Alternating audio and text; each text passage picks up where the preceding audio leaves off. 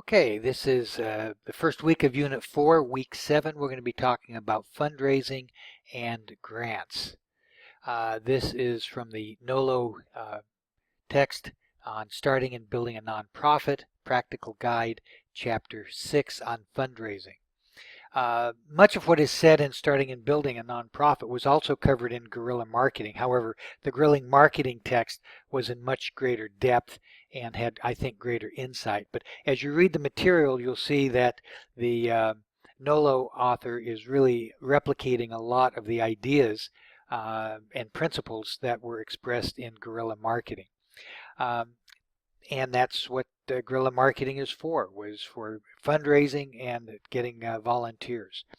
There are a few items to be highlighted in this reading, though, that I want to emphasize from the NOLO text. Fundraising.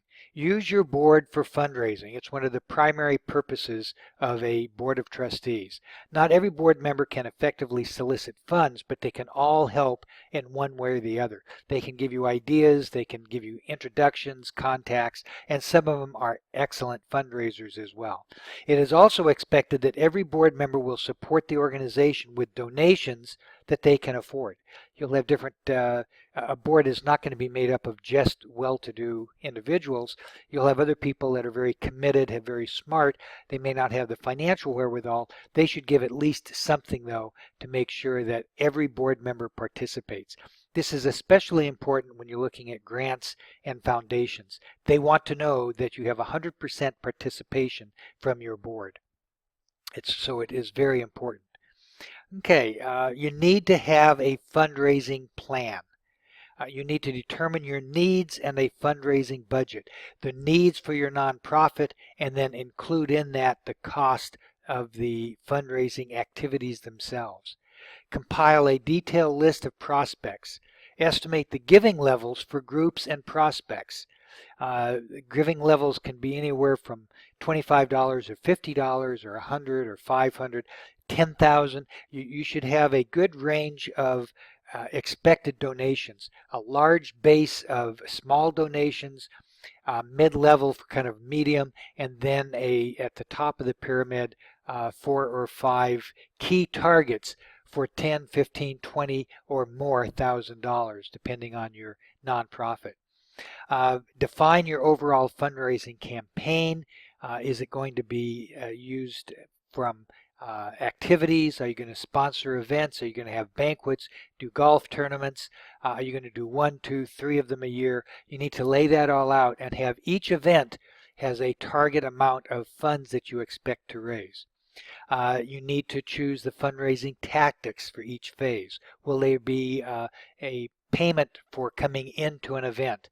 Will you have a banquet? Will you have a silent auction as part of that banquet, so that part of the funds are raised from people paying for the banquet and part of the funds are raised from the donation in the silent auction? On research institutional funders, you need to make sure that you've researched them, know what government, foundations, community groups, and related organizations may be participants in your fundraising plan. That is not the only plan. They are only a part of your plan. And then you need to assign duties within the board and within the organization as to who is going to do what.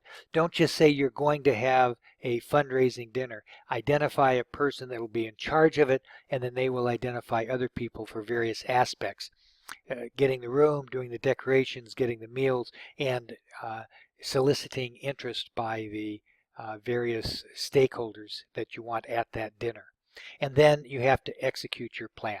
Can't tell you how often I've seen organizations do great plans, they put them on the shelf, and that's the end of them. So execution is key. Otherwise, it's no reason to even do it. One type of fundraising is membership drives. This adds volunteers and a source of revenue from membership dues. To do this, you have to define the membership benefits. Why does somebody want to be a member of your nonprofit? Remember, you want to underpromise and overdeliver. Do not promise benefits that you cannot deliver. Include members in the strategic planning process. This merely giving them the psychic satisfaction of being involved in the planning and the execution of your nonprofit will be very beneficial to a lot of the volunteers. Make sure that you have a solid database to keep track of all past, current, and prospective members. To have a membership list, to have membership drives, really necessitates what we talked about in guerrilla marketing of the lifetime value of your customers and taking care of the customers that you have. There are certain laws relating to fundraising that you need to be aware of. There must be disclosures to donors. The IRS requires you to give annual reports to all of the donors indicating how much money that they have donated during the year. There's such a thing as quid pro quo contributions. A quid pro quo is something for nothing. I'm sorry, something for something. That is where somebody donates something and they get something in return for it. Quid pro quo contributions need to be recorded for donations of over $75. Nonprofit must disclose to the donor the value of any product or service given in exchange for the donation. And the nonprofit must use a good faith estimate of that value.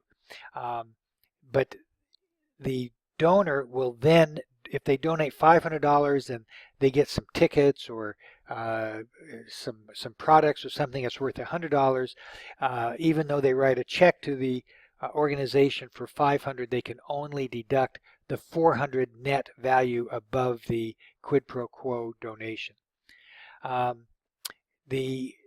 You don't have to disclose for insubstantial benefit, and a premium of less than 2% of the donation is considered insubstantial, and you do not have to give them a separate report for that. So that's talking about quid pro quo contributions. Donations of $250 or more require a receipt from the nonprofit organization for the donor to be able to list that on their income tax. And it is per donation, not per cumulative donations for the year. So any single donation of greater than $250 requires a separate receipt from the nonprofit organization. Also, many states require charitable solicitation registration and reporting.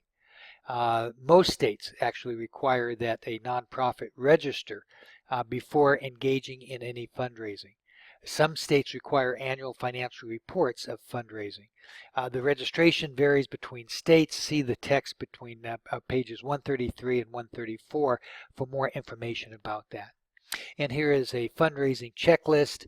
Look this over, make sure that you are aware of what these various criteria are and how you should be undertaking fundraising for your organization.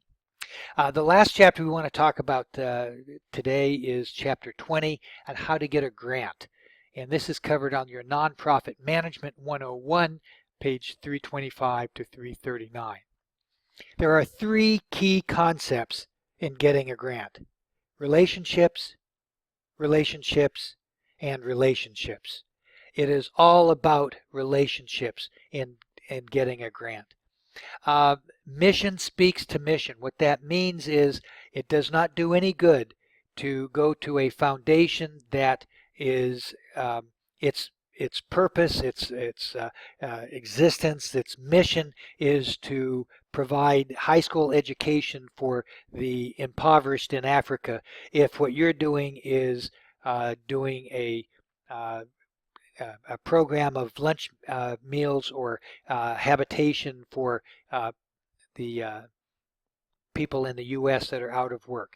So you must match your mission with the mission of the foundation. Do your research.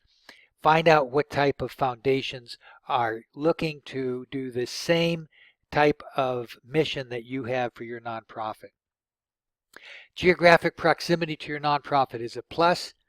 Many of these foundations are now looking at this concept called theory of change. This is a theory that the organization's definition of all the building blocks required to bring about their long-term goal.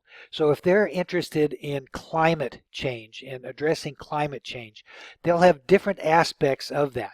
They'll have education, they'll have recycling, they'll have the carbon footprint, and different organizations may have different goals and different things that they're working on that they will be interested in working with.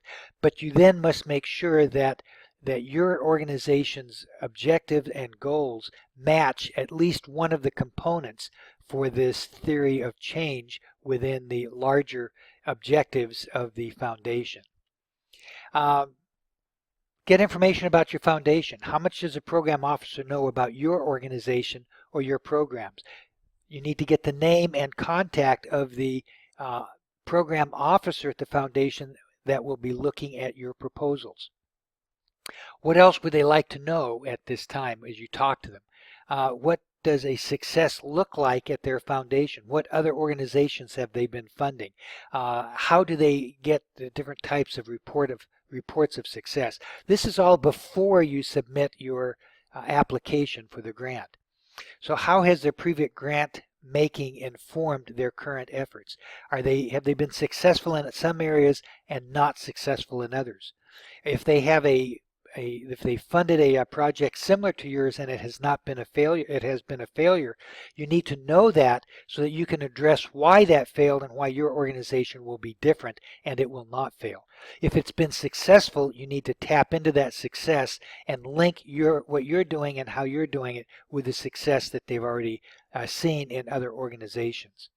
So what are the top 3 qualities that they look for in a grantee organization that are not specifically stated in the grant guidelines? In other words, it's what we talked about in guerrilla marketing. You are getting to know and understand what are the drivers, what are the objectives, what are the needs of your customer. In this case, the customer that you want to give you grants. So you spend your time and energy learning more about them at the beginning than telling them about your company. You have to understand who they are, what they want, before you start telling them who you are and what you need. Should it be determined that there's a match between the foundation and your organization, ask the program officer if he'd review your letter of intent or your proposal prior to submission and get an informal feedback so that he can look at it, she can look at it and say, this is good, this is not, change this. This matches our objectives clearly. An LOI, letter of intent, is generally a short 2 or 3 page summary that provides a brief snapshot of your organization and what you plan on doing with the grant. And then finally, find out if they know of any colleagues or other foundations that might be interested in learning more about your organization. Network. Don't let an opportunity go by. Clearly state your case. Focus on the uniqueness of your organization after you understand what they're looking for. Make sure your uniqueness matches with what they want. Keep it positive. State your program fits their mission. Focus on their needs, not yours. Funders want to know if an organization will do as it's proposed.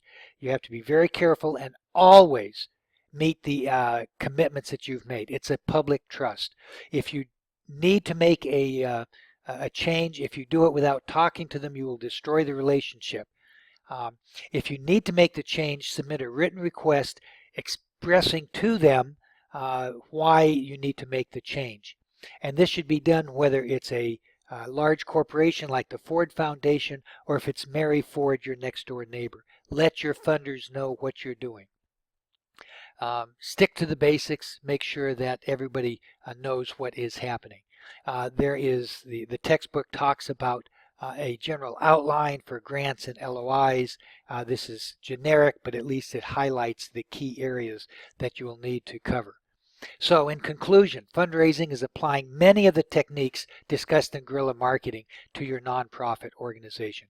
Review that, apply it, and it will be valuable to you. Government grants and private foundations are a great way to meet the needs of your nonprofit. Well, that ends this. We have one more session on the strategic plan for the class.